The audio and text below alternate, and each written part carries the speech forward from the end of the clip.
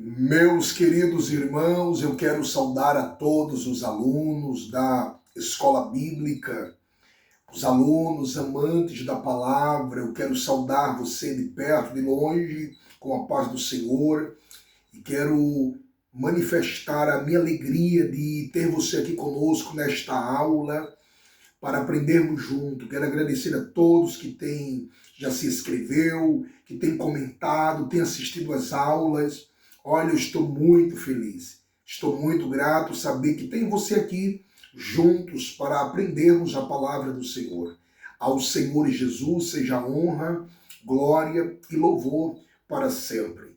E hoje vamos estudar a quarta aula, que temos por tema o corpo como templo do Espírito Santo.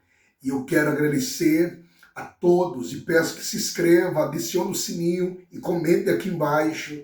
E será de grande valia a sua presença, o seu comentário para juntos crescermos na graça e no conhecimento do Senhor. Estou muito feliz. Essa é a quarta, já está aqui gravada no YouTube, né? A primeira aula foi aplicada, a segunda, a terceira e hoje, com a ajuda do Senhor, vamos estudar a quarta aula. Quero convidá-los neste momento para juntos aprendermos a palavra do Senhor. Mas antes, quero orar juntamente com você e pedimos ao Espírito Santo que nos dê inspiração, sabedoria para aplicarmos a sua palavra. Vamos orar?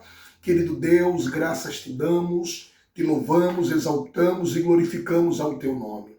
Obrigado por esta oportunidade de poder, Senhor, adentrar na presença do Senhor, para junto aprendermos a tua palavra. Senhor, obrigado por este aluno que tem assistido às aulas e tem crescido, Senhor. O intuito, Senhor, deste canal é propagar o teu evangelho, elevar o teu evangelho, e o teu conhecimento se expanda, assim como a água do mar e a areia do mar. Seja o teu nome glorificado, exaltado, e eu consagro em nome de Jesus para todos sempre. Amém. E graças a Deus. Vamos lá, meus irmãos. Hoje nós iremos estudar a quarta lição. Estudamos na lição 3 que o pecado mexeu com a estrutura emocional, espiritual e também a soma, o corpo, mexeu com a estrutura.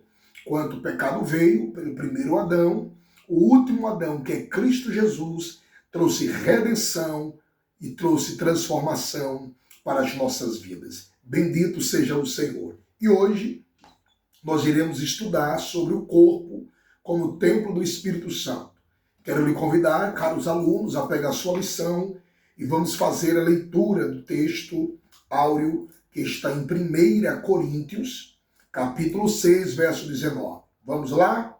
Papel e caneta, Bíblia e também a sua lição e um coração aprendiz para aprendermos juntos. Diz assim: ou não sabeis que o nosso corpo, Paulo ensinando, é o templo do Espírito Santo que habita em vós, proveniente de Deus, é que não sois de vós mesmos.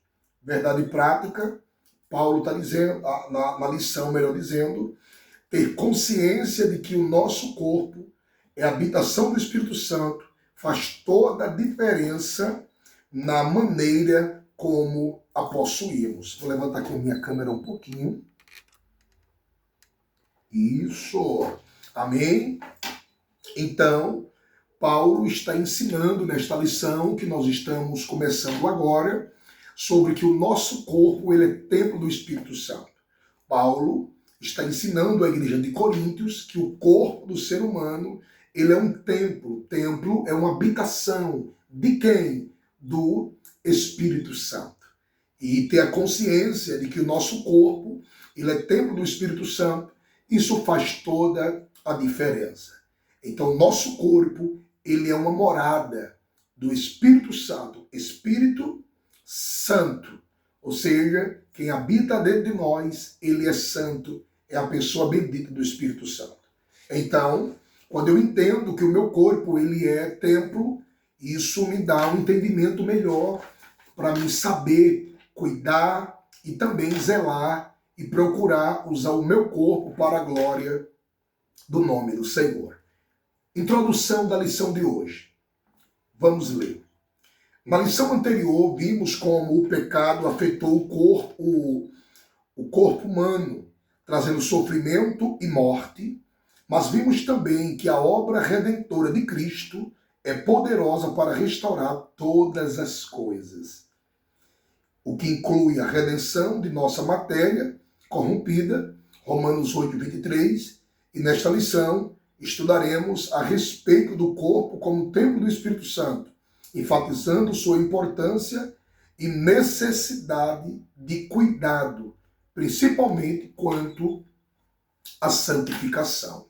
Nós sabemos que temos que cuidar do nosso corpo, e essa matéria, essa quarta lição, vai nos ensinar isso, que nós precisamos entender que o nosso corpo também precisamos cuidar, como alimentação, como já estudamos, e principalmente como santificação.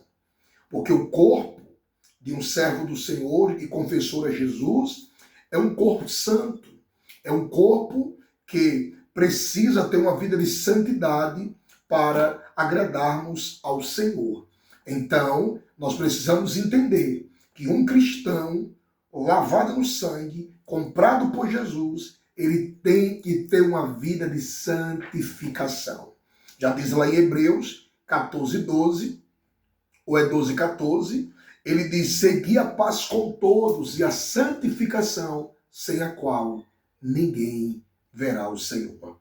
Então, a partir daí, nós vamos entender que o pecado trouxe destruição para o corpo, mas Jesus trouxe redenção e ainda veio, ainda colocou dentro de nós o seu Espírito, o Espírito Santo, para a glória do seu nome. Então, nós temos que entender, o nosso corpo não pode ser usado para aquilo que desagrada a Deus, como prostituição, pecado. Nosso corpo tem que ser usado para a glória do nome do Senhor. Primeiro tópico, corpo, propriedade e habitação divina, comprado e selado. Assim como o espírito e a alma, nosso corpo também foi comprado por Cristo e tem o selo do Espírito Santo. Isto nos torna propriedade de Deus em todos os aspectos, inclusive no físico, que é literalmente templo, santuário, como Jesus prometeu aos seus discípulos. Olha o que Jesus disse em João, capítulo 14, caros alunos, versos 16 ao 17. Eu rogarei ao Pai, e ele vos dará outro consolador, para que fique convosco para sempre. O Espírito da verdade, que habita convosco e estará em vós. A expressão ali, habita convosco, estará em vós e estará em vós, indica dois estados distintos. Antes da morte e ressurreição de Jesus, os discípulos tinham a presença do Espírito com eles. Depois passaram a tê-lo dentro dele, pela experiência da regeneração. João 20, verso 22. Como acontece com os que nascem de novo. João 3,3, o comentário que Jesus teve com Nicodemos. Com propriedade e habitação divina, temos de nos santificar e nos dedicar a Deus por inteiro. Enganam-se os que dizem que ele quer apenas o coração. Então isso nós precisamos entender, que nós fomos comprados pelo sangue de Cristo e nós fomos selados com o penhor do Espírito Santo. Isso demonstra que nós temos um dono e nós somos marcados por Cristo para a sua obra.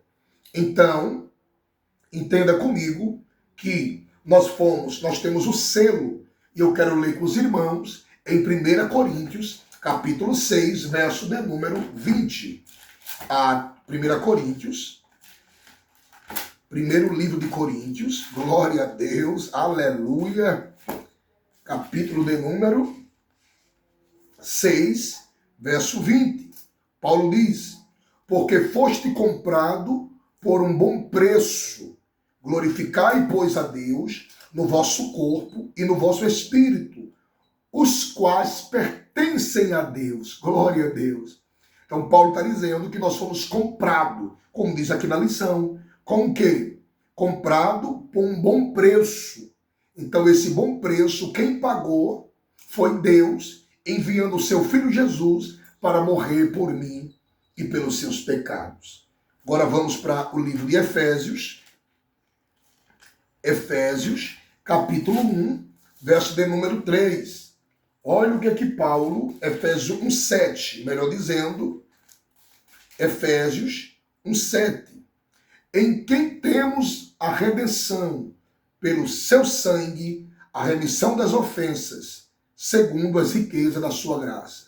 Ou seja, nós temos a redenção, ou seja, através do sangue de Cristo, e a remissão das ofensas, ou seja, do pecado.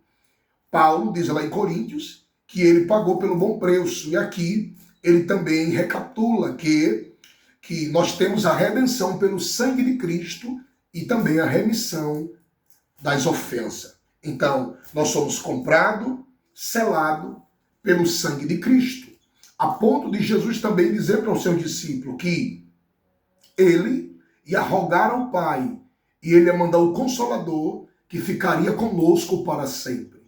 Então, antes da ressurreição, o Espírito Santo estava com ele. Como diz aqui na lição, né?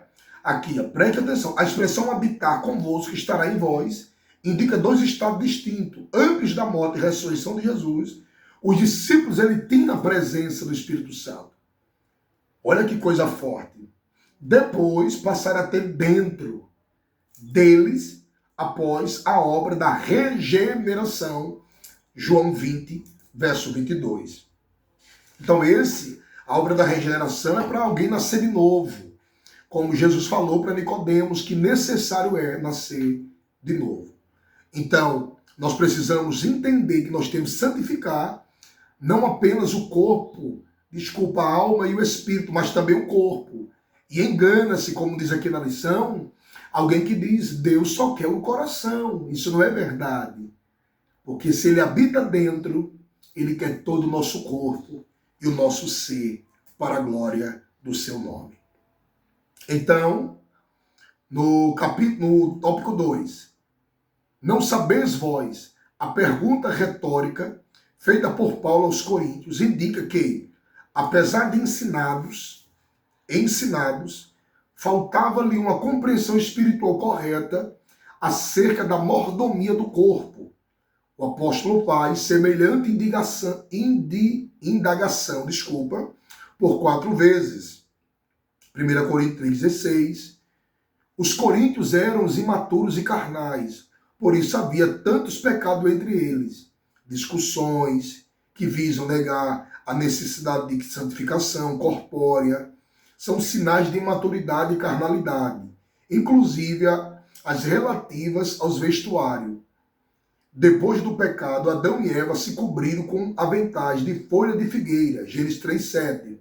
Deus substituiu por roupa de pele, demonstrando que o corpo, seja da mulher, seja do homem, não deve ser fragilmente coberto e ficar sujeito à exposição, como objeto de tentação e cobiça. O padrão moral, segundo Deus, é mais elevado do que o nosso. Então, Paulo está ensinando essa igreja de Coríntios sobre a mordomia do corpo, ensinando como é que deve se vestir, como é que a mulher deve se vestir com modéstia, o homem também. E a igreja de Coríntios era uma igreja muito carnal e deu muito trabalho para Paulo. Paulo ensinou essa igreja, mas essa igreja era muito carnal, era briga, discussão, a ponto deles não quererem ter uma vida de santidade.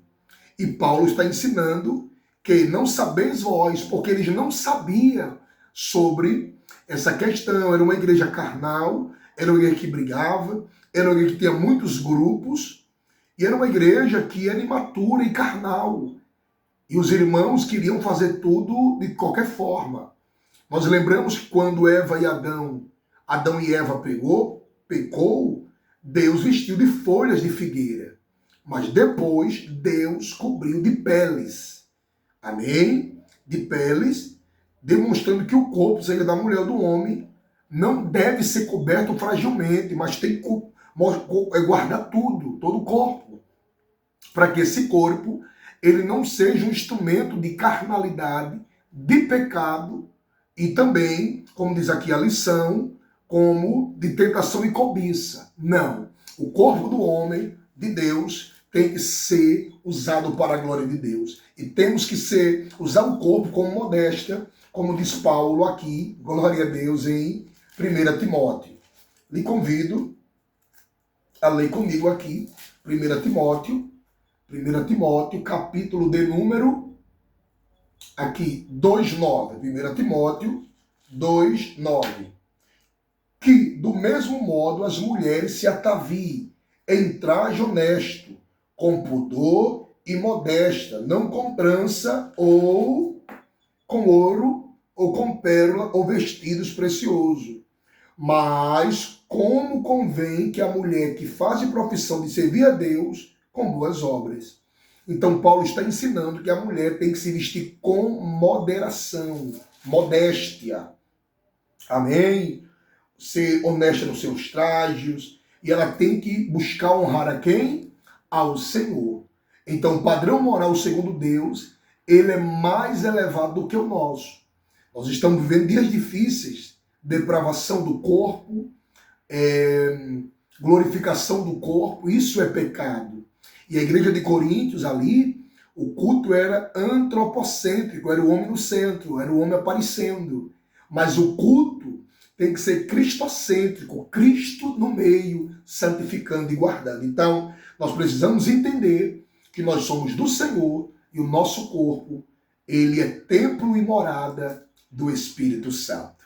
Então, o meu corpo, o seu corpo, é templo do Espírito Santo. Tópico 3, vamos lá. Espero que você esteja entendendo esta aula. Propriedade e domínio. 3. O detentor da propriedade deve ter também o domínio. Se pertencermos ao Espírito, devemos viver sob o seu domínio. Como enfatiza Paulo, o nosso corpo é para o Senhor. 1 Coríntios, capítulo 6, verso 13. E não para as impurezas. Efésios, capítulo 1, Efésios 5, do 1 ao 6. Somos membros de Cristo. 1 Coríntios, capítulo 6, verso 15. E templo do Deus vivente. 2 Coríntios, capítulo 6, verso 16. Por isso, o pecado contra o corpo ofende gravemente a santidade de Deus e produz terrível sofrimento. Salmo 32, 2. 1 Coríntios 3, 17. Quando isso acontece, somente um profundo arrependimento e sincera confissão conduzem a uma verdadeira e completa cura e restauração. Primeiro, se o Espírito Santo está dentro do homem, nós temos que viver sob o seu domínio do Espírito Santo. Por quê? Porque o nosso corpo, ele é para o Senhor. Outra coisa, nós temos que viver para o Senhor e não para impurezas, para o pecado. Ou seja, porque nós somos membro do corpo de Cristo. E Cristo, ele é o cabeça, nós somos o membro. Então o cabeça é santo, então os membros têm que ser santos. É uma incoerência. O cabeça seria uma incoerência se o cabeça sendo santo, os membros sendo impuros. Não tem como. Não tem como eu servir a Deus se eu não tiver uma vida de santidade, se eu não tiver uma vida de comunhão, se eu não tiver uma vida de renúncia, se eu não tiver uma vida de busca pelo Espírito Santo. Não tem como. Porque o que vem do cabeça é santidade. O que vem do cabeça é a comunhão, é a presença dele. Então, nós temos que viver sobre o domínio do Espírito Santo, entendendo que quando a pessoa não entende que ela tem que servir para o Senhor, ela não tem que ser uma mulher impura, um homem impuro, e ele é membro de Cristo, e nós somos templo do Deus vivente, pronto, aí vem pecado. E o pecado contra o corpo, ele ofende terrivelmente o Senhor. Para mudar, só apenas um arrependimento sincero, com profundas e sinceras confissão, para que essa pessoa entenda e tenha uma verdadeira restauração. Então nós temos que ter cuidado que o nosso corpo, ele é templo do Espírito Santo. Amém? Então, se a gente não entende isso, como é que a gente vai vencer as batalhas do corpo? Então nós temos que ter cuidado que a Bíblia ela é o quê? O nosso guia. E a Bíblia está nos ensinando através do Senhor Jesus Cristo. Olha o que é que diz aqui Tiago, capítulo 5, verso 16. Confessai as vossas culpas uns aos outros e orai um pelos outros para que sareis. A oração feita por um justo pode muito em seus efeitos. Então, nós precisamos entender que só apenas um arrependimento, um confessar, pode ter restauração nesta pessoa. Pronto. Tópico 2. O primeiro tópico, que eu acabei de explicar com a ajuda de Deus, fala sobre o corpo, propriedade e habitação divina. Tópico 1, comprados e selados, já expliquei. Não sabeis vós. E agora o 3, propriedade e domínio. Vamos para o 2. O corpo como tabernáculo. Tópico 1, portador da presença. Uma das figuras aplicada ao corpo no Novo Testamento é o quê? Olha que coisa. Aqui do corpo no Novo Testamento é o tabernáculo. Paulo e Pedro usam essa linguagem metafórica. Estamos neste tabernáculo. 2 Coríntios 5:4. Brevemente hei de deixar este meu tabernáculo. Paulo está falando do corpo. 2 Pedro 1:14. Isso nos remete ao Antigo Testamento, ao tabernáculo de Moisés. Olha o que é que diz em Êxodo 25:8. E me farão um santuário, e habitarei no meio deles. E solidifica o entendimento do corpo como portador da presença de Deus. Olha aí, o Todo-Poderoso decidiu viver em nós uma tão frágil habitação. Então, hoje nós somos portador da presença do Senhor. Ou seja, quando Pedro diz que nós somos tabernáculo, ele está se referindo ao segundo livro da Bíblia, que é o livro de Êxodo, caros alunos. Do tabernáculo, Êxodo 25:8, quando ele diz assim, olha como isso é forte. Ele diz assim, e me farão um santuário e habitarei no meio deles. Paulo está dizendo, e o apóstolo Pedro, que hoje nós somos esse tabernáculo, onde Deus habita entre nós. Então nós somos portador. Meu Deus do céu, isso é muito forte. Nós somos portador da presença do Senhor. Nós carregamos a presença. Glória a Deus. Olha que coisa linda. Olha aí, o Todo-Poderoso decidiu viver em nós uma tão frágil habitação.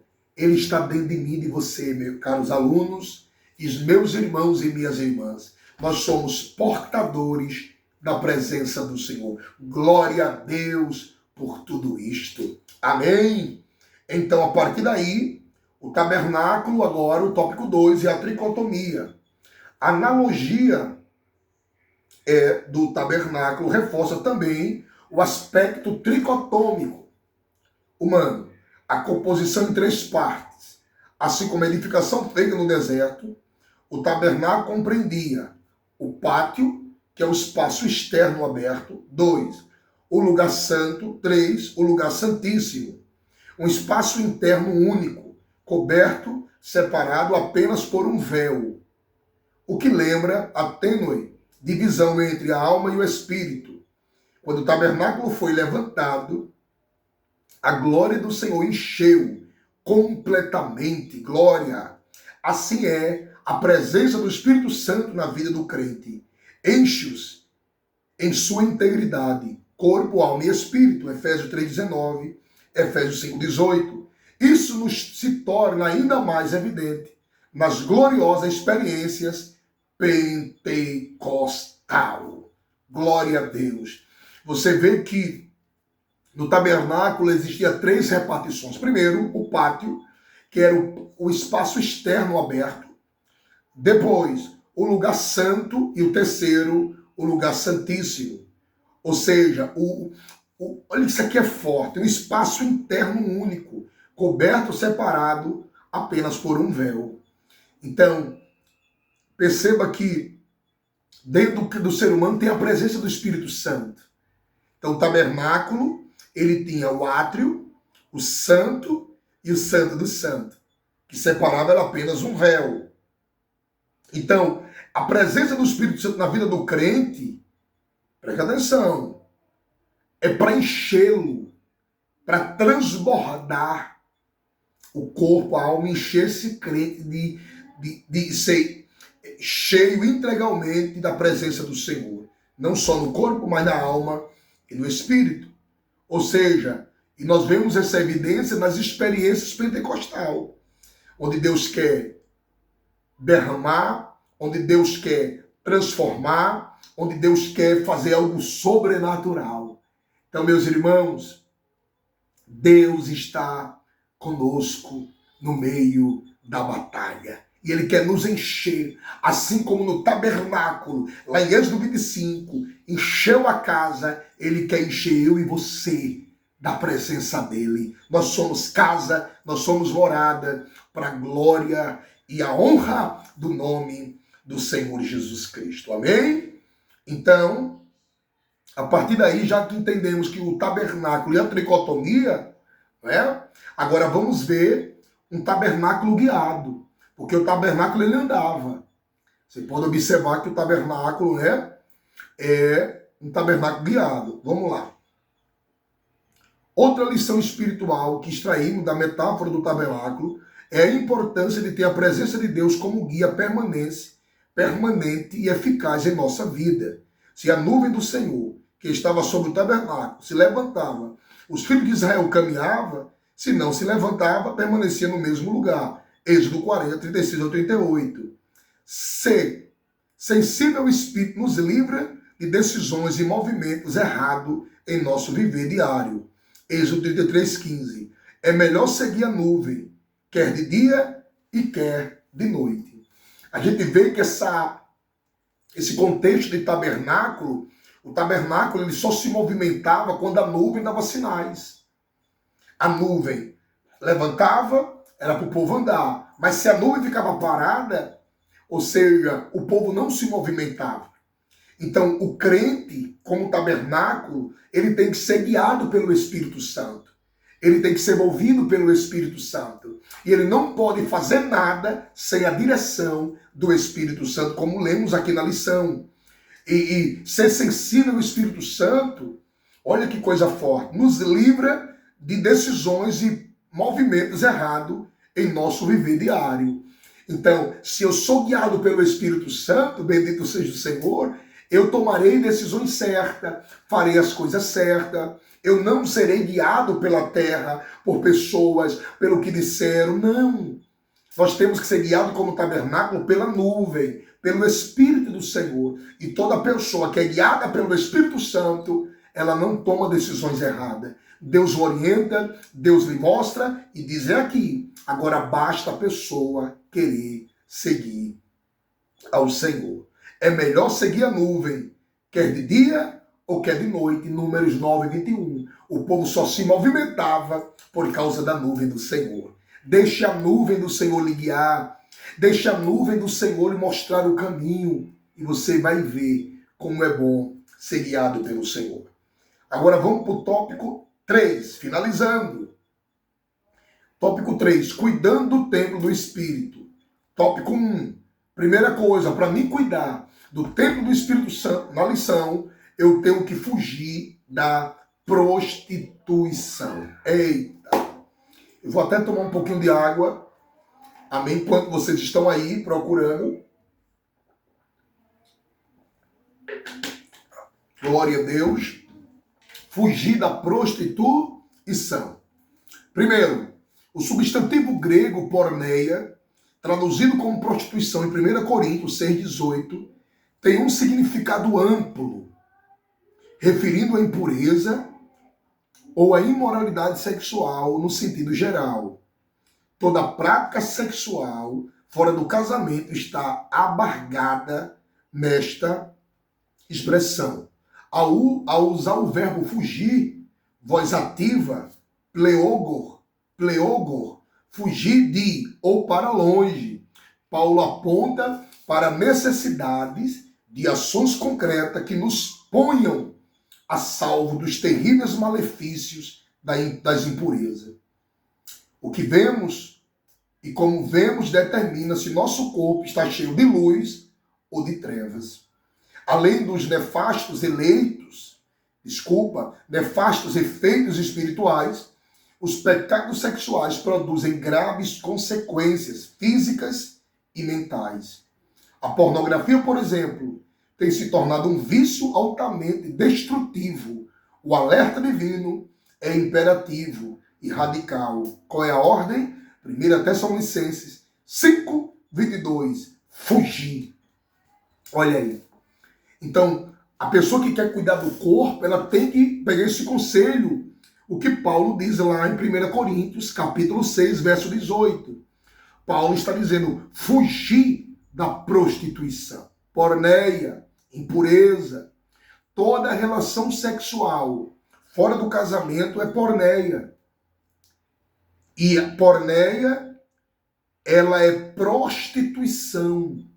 É aquilo que desagrada a Deus e fere a santidade de Deus brutalmente. Porque Deus, ele quer que nós usamos o nosso corpo para a glória e a honra do seu nome. Por isso que no grego aqui fugir é voz ativa. É a palavra preogor, que é fugir de ou para longe. Você lembra de José? José fugia da aparência do mal. Queridos, para termos uma vida santa, temos que fugir da prostituição. Ou seja, fugir e procurar, porque a impureza, ela tem malefícios terríveis para o ser humano. E aonde a gente olha, o que nós observamos, determina se o meu corpo tem luz ou tem trevas. E por isso que os pecados sexuais graves, ele gera graves consequências físicas e mentais. E a pornografia tem sido uma das tais que tem destruído a mente, destruído comportamento e trazendo vícios que têm destruído famílias e casas. Mas a ordem do Senhor nesta lição é fugir da prostituição. Quando você foge da prostituição, da impureza, o seu corpo terá santidade e saúde. Tópico 2. Disciplinas espirituais. Tem que ter disciplinas espirituais. Para uma vida espiritual plena, como o templo do Espírito Santo, não basta que os membros do corpo deixem de ser instrumento do pecado. É preciso apresentá-lo a Deus como instrumento de justiça. Romanos 6, versículo 12 e 13. E culto, e sacrifício vivo, santo e agradável a Deus. É por meio do corpo que praticamos as mais importantes disciplinas de nossa vida espiritual. Como o jejum. Olha aí. Olha a disciplina que trabalha contra a porneia, a prostituição, o pecado imoral, essas coisas que contaminam. Primeiro, não esqueça disso. Primeiro, qual a disciplina? Jejum. Jejum. Aqui, oração e estudo da palavra de Deus, que são fundamentais para uma contínua e fluente agência do Espírito de Deus em nosso interior. Ele nos guia em toda a verdade, produz em nós o seu fruto, nos capacita para servir a Cristo e habita em nosso corpo como penhor de nossa eterna salvação. Então, crente, ele tem que ser um crente disciplinado. Ele apenas não pode, eu quero ter uma vida santa, mas ele não jejuma, ele não ora, ele não lê a Bíblia, ele não vai suportar. Porque a disciplina vai fazer você vencer tudo isso. O jejum, amortecer a carne, a oração vai lhe dar sensibilidade, sede de buscar mais a Deus. E a palavra será o guia daquilo que é certo e daquilo que é errado. Ele vai lhe mostrar, lhe confrontar. Isso aqui não pode, isso aqui pode. Como a gente está aprendendo, fugir da prostituição. Então, a Bíblia manda fugir, então eu vou fugir. porque você está lendo na palavra, você está se alimentando. Mas o crente que ele não tem disciplinas espirituais, ele cai, ele peca e ele vai se afastar se ele não tiver cuidado com a sua vida espiritual e com a sua disciplina, tá bom? Então tenha disciplina. Terceiro, também tem que ter disciplina corporais, tá bom? Tá bom? É um contrassenso ter o corpo como templo do Espírito Santo e tratá-lo sem um devido cuidado. Dentre esses cuidados estão a quantidade e a qualidade de nossa alimentação. Às vezes se afirma em tom jocoso que o crente não bebe, mas come muito. Não seria reflexo da falta de moderação de alguns, além do aspecto alimentar, descanso, especialmente o sono, o exercício físico também, são importantes para o cuidado, portanto, cuidado para o corpo e a mente. Cabe-nos também fazer uso regular dos meios de saúde preventivo e curativos disponíveis. Então, nós temos que cuidar do corpo, como ter uma boa alimentação, tá bom? Temos também que ter, primeiro, uma boa alimentação, dormir bem, porque a gente ouve muito isso, né? O crente não bebe, não fuma, mas o crente come, mas a gente tem que ter moderação naquilo que a gente come. Porque se a gente comer tudo, a gente pode adquirir enfermidades, doenças, e Deus não é culpado. Então precisamos comer bem, se alimentar bem, dormir bem, fazer exercício físico, procurar fazer exames, olhar como é que está as taxas, se está alta, está baixa, tá bom? E entender que Deus também levantou os médicos para ajudar-nos nos combates, nas prevenções, tá bom? Então nós precisamos entender que nós temos que ter disciplina corporal, não comer muita gordura, não tomar muito açúcar, não tomar muito sal, porque tudo isso vai fazer malefício ao seu corpo e às vezes não agora por ser jovem, mas numa idade mais tenra vai vir as cobranças, não é? As enfermidades e os problemas. Então, precisamos comer bem, dormir bem e fazer exercício físico, tá bom? E agora, vamos para a conclusão, meu Deus do céu, a conclusão desta aula de hoje, caros alunos, meu Deus do céu, que bênção, glória ao Senhor. Conclusão, corpo e mente saudáveis nos torna mais disposto para adorar e servir a Deus. Que vivamos de maneira sábia e equilibrada, como templo do Espírito, um elevado privilégio, fruto da graça de Deus em Cristo Jesus. Ou seja, corpo e mente saudáveis nos dá mais disposição para servir, trabalhar e fazer mais a obra do Senhor. Amém? Nós temos que viver de maneira sábia, equilibrada, porque nós somos o templo, nós somos o tabernáculo. E eles que são um elevado privilégio, fruto da graça de Deus em Cristo Jesus, saber que nós somos templo e morada do Espírito Santo. Então, queridos alunos, eu quero agradecer a Deus pela sua vida, por ficar comigo até aqui. E o intuito é que você aprenda, cresça, ame e vá na sua igreja, sentar, compartilhe os conhecimentos que você tem aprendido aqui neste canal para a glória de Deus e vamos avançar, crescendo na graça e no conhecimento. E vamos profetizar e dizer: eu sou templo, eu sou morada do Espírito Santo. Eu sou o tabernáculo guiado pela nuvem e eu estou muito feliz por causa de Deus. Queridos irmãos, eu quero agradecer por todos que vão se inscrever, os que assistiram esta aula. Deus abençoe, que Deus recompense. E eu quero finalizar orando também com você. Querido Deus, eterno Pai, eu quero te agradecer, Senhor, por cada aluno que está assistindo, que assistiu. Abençoe a sua casa e sua família. Muito obrigado, Senhor, por esta quarta lição, que tem por tema, Senhor, aleluia, o corpo como templo do Espírito Santo. Abençoa cada aluno, abençoe cada vida, professores, levante mais alunos, descende a tua igreja, meu Deus, para conhecer o Senhor, porque lá em Oséias 4:6, o Senhor disse: o meu povo está sendo destruído porque ele não tem conhecimento.